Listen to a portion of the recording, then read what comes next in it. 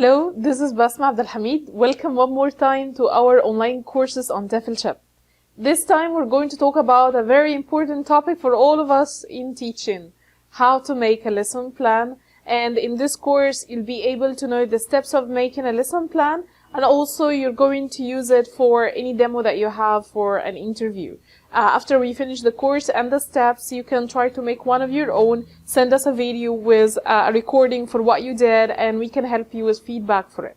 Before we talk about the steps for how to make a lesson plan, we need first to know that there are so many different lesson plans out there. There is PPP, presentation, practice, and production. And there's also TTT, like test, teach, test. And there are so many other examples that you will find online. Which one is better? It doesn't really matter. What matters is that your lesson plan is made not that you would strictly follow it, but it is for you as a guideline so that you would be more organized and be able to give your students better information and help them practice in a more organized way.